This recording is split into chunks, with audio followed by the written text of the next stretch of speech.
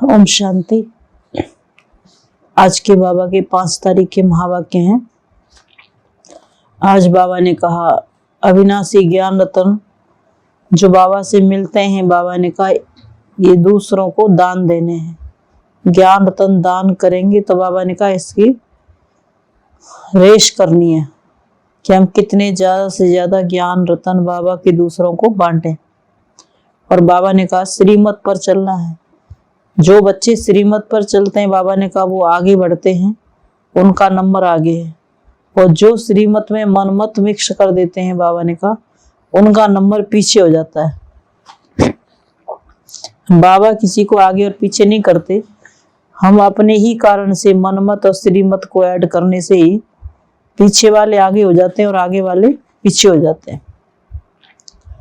और बाबा ने कहा फिर कई बच्चे चलते चलते और बातों में चले जाते हैं, एक दूसरे को देखने लग जाते हैं, कौन क्या कर रहा है उसके परचिंतन में चले जाते हैं। ये ऐसे करता है, फलाना ऐसे करता है, उनको ये करना चाहिए, उनको ऐसे करना चाहिए, दूसरों को सलाह देने लग जाते हैं, गाइडेंस करने लग जाते हैं। तो बाबा ने कहा परचिंतन मनमत पर जाने से भी क्या होता है, नंबर पीछे हो जाता है।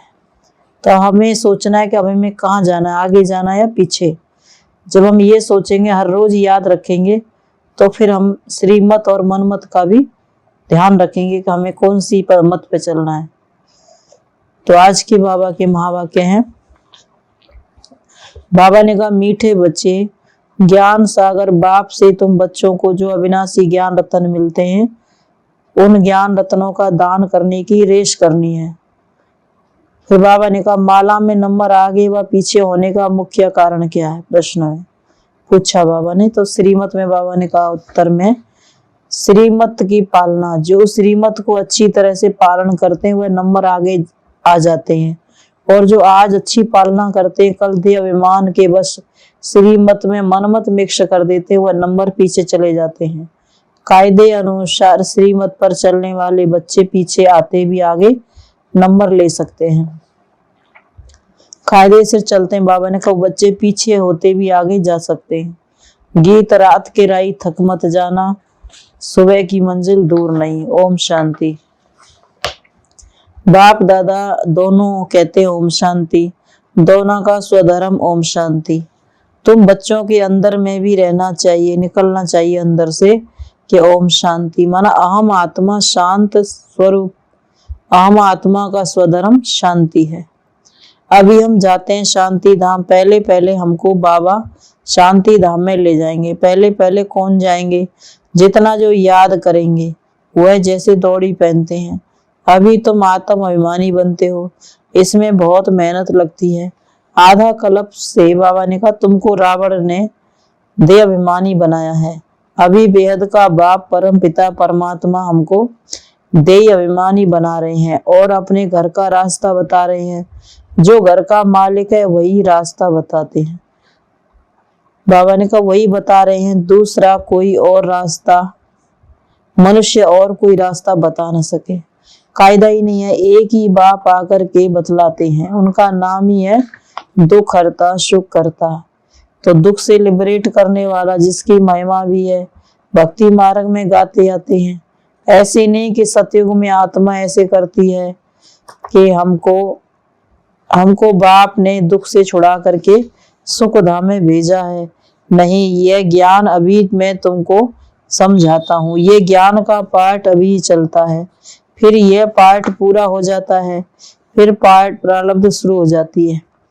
पति से पावन बनाने का पाठ एक ही बाप का है, जो कल्प कल्प पाठ बजाते हैं।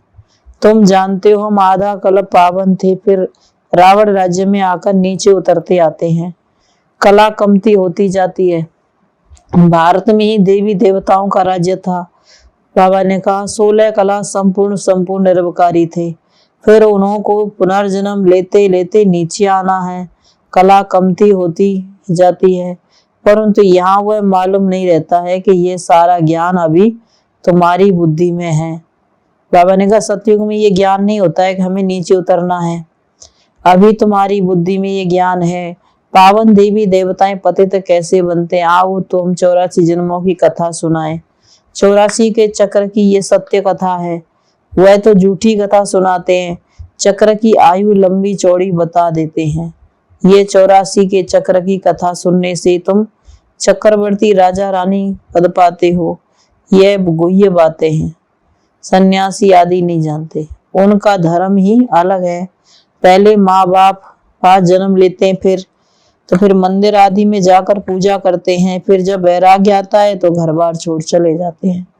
बाप कहते हैं पूज्य सो पुजारी भी तुम्हारे लिए ही है। गाया जाता है ब्रह्मा के मुख से ब्राह्मण निकले तो जरूर एडाप्ट हुए होंगे। ये बाबा भी पहले पतित था, फिर पावन बनते हैं। तुम ब्राह्मण बन फिर पावन देवी देवता बनने के लिए पुरुषार्थ कर रहे हो। लक्ष्मी नारायण के राज्य को स्वर्ग कहा जाता है। वहाँ है ही सर्वगुण संपन्न। तुम जब कहाँ लक्ष्मी नारायण के मंदिर में जाते हो तो बोलो ये सत्य नारायण है ना। इनको सत्य क्यों कहते हो? क्योंकि आजकल तो सब झूठे हैं। उनका नाम ही है सत्य श्री नारायण। बहुतों के नाम श्री लक्ष्मी नारायण राधे कृष्ण आदि हैं। कोई कोई के तो नाम डबल भी हैं। मद्रास की तरफ बहुत अच्छे अच्छे नाम बहुतों के हैं, भक्त वत्सलम आदि। अब वह तो भगवान हो गया, मनुष्य कैसे हो सकते हैं? अभी तुम बच्चों की बुद्धि में है। आत्मा का परमपिता पर आत्माओं का परमपिता परमात्मा सामने बैठा है बाबा की तरफ। बाबा ने कहा तुम देखते हो, बाबा की तरफ तुम देखते रहेंगे तो समझेंगे पतित पावन मोस्ट बिलीवेड बाबा है। आत्मा कहती है निराकार बाबा हम आत्माओं से बात कर रहे हैं। निराकार परमपिता परमात्मा आत्माओं को पढ़ाते हैं। यह कोई शास्त्रों में नहीं है। समझो कोई कहते हैं श्री कृष्ण के तन में परमपिता परमात्मा प्रवेश करते हैं, परंतु श्री कृष्ण का तो वह रूप सतयुग में ही होता है। उस नाम रूप में तो श्री कृष्ण आ न सके। श्री कृष्ण का चित्र तुम देखते हो वह एक्यूरेट नहीं है। जो चित्र देखते हैं बच्चे दिव्य दृष्टि से देखते हैं, उसका तो बाबा ने का फोटो निकल न सके। बाकी ये मशहूर है श्री कृष्ण गोरा सतयुग का पहला प्रिंस था, जो फिर विश्व के महाराजा महारानी बनते हैं। लक्ष्मी नारायण से ही शुरू होता है, राजाई से संवत शुरू होता है। सतयुग का पहला संवत है, बाबा ने कहा विक्रम संवत। पहला संवत है विक्रमाजीत संवत। जब श्री कृष्ण जन्म लेते हैं उस समय कोई न, बाबा ने कहा उस समय भी कोई न कोई थोड़े बहुत तो होते ही हैं जिनको वापस जाना है। पति से पावन बनने का बाबा ने कहा पुरुषार्थ करना है। जब पूरा पुरुषार्थ करते जाते हैं तो फिर बाबा ने कहा लक्ष्मी नारायण का राज्य संवत नया शुरू हो जाता है, जिनको विष्णु कहते हैं। विष्णु के दो रूप हैं, लक्ष्मी और नारायण। तो बाबा ने कहा यह भी तुम जानते हो, पुरुषार्थ करते हो। तुम कहेंगे 5000 वर्ष बाद में पुरुषार्थ करते हैं, बाप से वर्षा लेते हैं। पुरुषार्थ अच्छी रीति करना चाहिए। टीचर को मालूम तो रहता है ना कि स्टूडेंट कहाँ तक पास होंगे। कुछ बच्चे जानते हैं हमारी एक रस अवस्था कहाँ तक बनी है, कहाँ तक हम बाप से अविनाशी ज्ञान रतन सुनते हैं, देते हैं, ज्ञान रत्न दान करते हैं। यह अविनाशी रत्नों का ज्ञान रत्नों का दान और कोई कर नहीं सकते। ज्ञान रत्न ज्ञान सागर बाबा से ही तुमको ज्ञान रत्न मिलते हैं। वह जिस्मानी हीरे मोती होते हैं ना, तो तुम बच्चों को भी फिर अविनाशी ज्ञान रत्नों का दान करना पड़ता है। अपने को आत्मा देखना चाहिए हम कितना दान करते हैं। बाबा ने कहा मम्मा बाबा पास हुए ना, कहेंगे प्रेजेंट ये तीखे हैं। तो बाबा ने कहा आगे को देखना चाहिए कि हम कितना दान करते हैं। मम्मा बाबा पास हुए ना,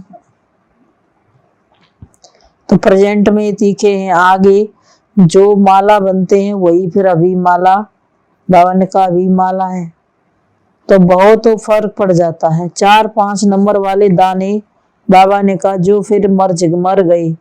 कई जिनको आगे नंबर में रखते थे वह अब पीछे नंबर में चले गए। तो बाबा ने कहा श्रीमत पर पूरा चलते नहीं है, नए नए ऊपर आ जाते हैं। बाबा तो सब जानते हैं लक्ष्य, इसीलिए कहा जाता है गुड़ जाने गुड़ की गोत्री जाना है। मनुष्य बाबा जाने, ब्रह्मा बाबा जाने। तो बाबा ने कहा,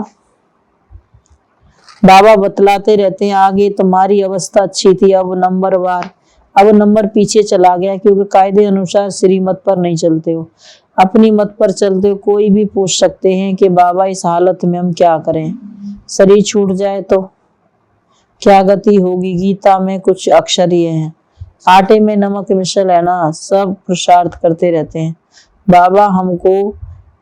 बाबा ने कहा रावण राज्य से छुड़ाओ, कहते हैं दुख हरो सच्चा हरिद्वार। तो ये हुआ ना, दुख हरता सुख करता परमात्मा ही है। तो बाबा ने कहा बाबा हमको तक से छुड़ाओ। तो दुख हरता सुख करता परमात्मा को ही कहा जाता है, ना कि श्री कृष्ण को। परमपिता परमात्मा ही दुख हरता सुख करता है। वह बाबा ने कहा सुख धाम के मालिक बनाते हैं, योग बल से तुम मालिक बनते हो। बाबा ने कहा और कोई बात नहीं है। लक्ष्मी में ये भी ज्ञान नहीं है कि वह, बाबा ने कहा लक्ष्मी में ये भी ज्ञान नहीं है कि वो सतयुग में थी तो कैसी बनी, किसने बनाई।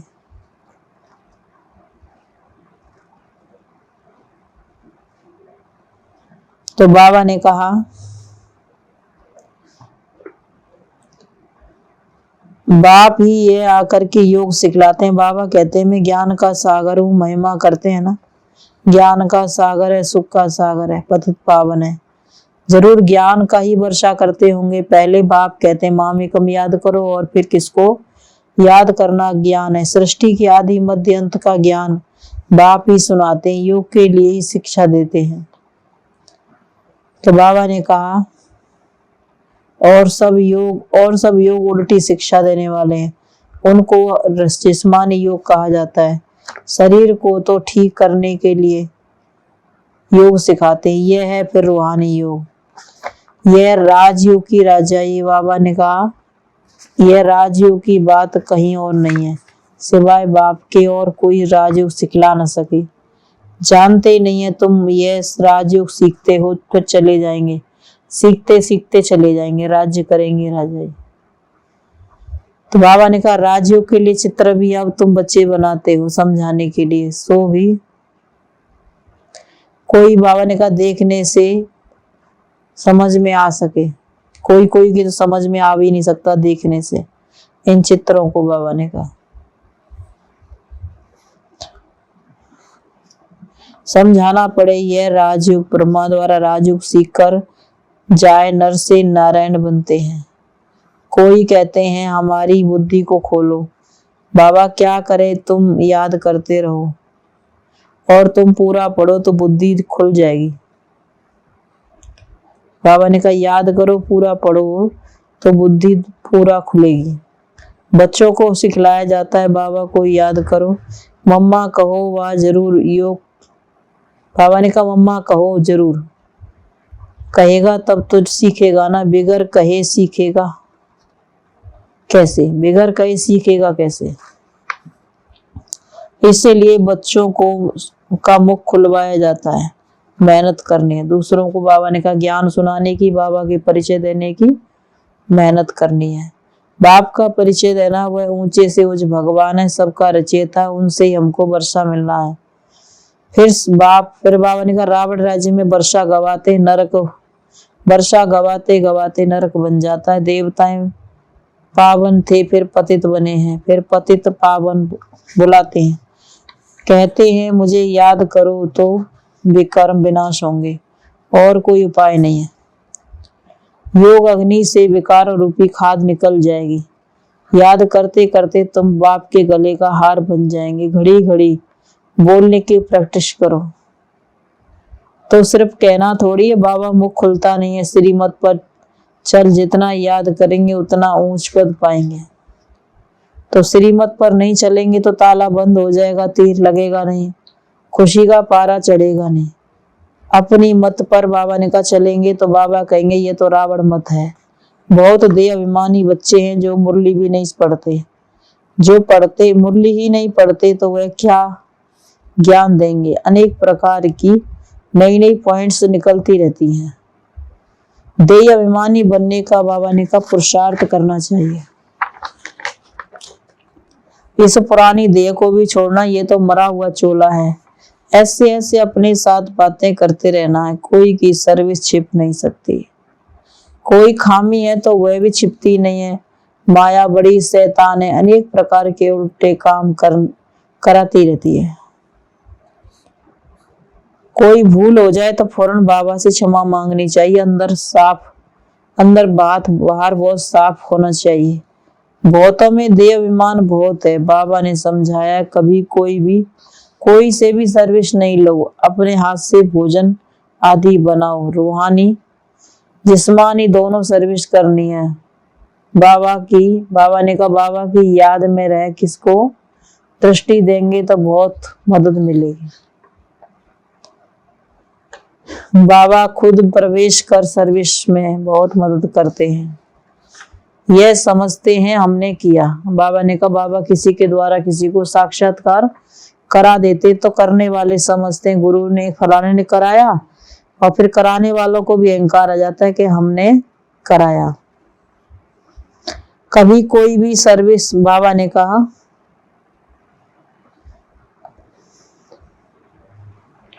वह समझते हमने किया, झट अहंकार आ जाता है। यह समझते नहीं है कि बाबा ने करवाया है। बाबा प्रवेश होकर के सर्विस करवा सकते हैं, फिर तो वह डबल फोर्स हो गया ना। किसको लिफ्ट मिली है जा करके सर्विस करने की। खुश होना चाहिए। इस समय ईश्वर की क्या दरकार है, क्या आवश्यकता है। कभी भी बाबा ने कहा परिचिंतन नहीं करना चाहिए। यहाँ की बातें वहां सुनाएंगे। कोई ने कुछ कहा फिर भी दूसरे को सुना करके नुकसान क्यों करना चाहिए। ऐसे तो बहुत झूठी बातें भी बनाते हैं। फलानी तो ऐसी है, ये ऐसी झूठी बातें नहीं, कभी नहीं सुनना चाहिए। कोई उल्टी सुल्टी बातें बोले तो बाबा तो कहते सुनी अनसुनी कर दो। किसके दिल को खराब नहीं करना चाहिए। अच्छा, मीठे मीठे सिकीला दे बच्चों प्रति माता पिता बाप दादा का याद प्यार गुड मॉर्निंग। रूहानी बाप की रूहानी बच्चों को नमस्ते। हम रूहानी बच्चों की रूहानी माता पिता बाप दादा को गुड मॉर्निंग और नमस्ते बाबा नमस्ते। धारणा के लिए मुख्य सार, बाप से अंदर बाहर साफ रहना है। कोई भी भूल हो जाए तो फौरन क्षमा मांगनी है। रूहानी जिस्मानी दोनों प्रकार की सेवा करनी है। कभी भी ईर्ष्या के कारण एक दो का परिचिंतन नहीं करना है। कोई किसी के प्रति उल्टी सुल्टी बातें सुनाए तो दूसरा बाबा ने कहा सुनी अनसुनी कर अंतर्मुखी हो जाना है। वर्णन करके किसी के दिल को खराब नहीं करना है। वरदान, फराक दिल बन दुखी अशांत आत्माओं को खुशी का दान देने वाले। बाबा ने कहा जो खुली दिल वाली आत्माएं ज्ञान करती, खुली दिल से सुनाती हैं, वो आत्माएं बाबा ने कहा अन्य आत्माओं को भी खुशी का दान देने वाली आत्मा बन जाती है। वर्तमान समय औरों को भी सब कुछ मिल सकता है लेकिन सच्ची खुशी नहीं मिल सकती है। इसलिए ऐसे समय पर दुखी अशांत आत्माओं को बाबा ने कहा ऐसे समय पर दुखी अशांत आत्माओं को खुशी की अनुभूति करा दो तो वो दिल से दुआएं देंगे। तो बाबा ने कहा आप दाता के बच्चे दाता हो तो प्रकार बाबा ने कहा फराक दिली से खुशी का खजाना बांटो। दाता के बच्चे हो तो फराक दिली से खुशी होकर के बाबा ने कहा ये खजाना बांटो। रहम दिल के गुण को इमर्ज करो। कभी भी बाबा ने कहा ये नहीं सोचो कि ये तो कर्म, बाबा ने कहा कभी ये नहीं सोचो कि ये तो क्या नहीं सोचो कि यह तो सुनने वाले नहीं है। भल कोई बाबा ने कहा अपोजिशन भी कर रहे हो तो भी उनको बाप का परिचय दो। रहम की भावना छोड़नी नहीं है। रहम भावना शुभ भावना फल अवश्य देती है। प्रेम की भावना शुभ भावना फल अवश्य देती है। स्लोगन है ज्ञान योग की पालना और रूहानी पालना है, इस पढ़ाई से शक्तिशाली बनो। ज्ञान योग की पालना ही रूहानी पालना है, इस पालना से शक्तिशाली बनो और बनाओ। ओम शांति।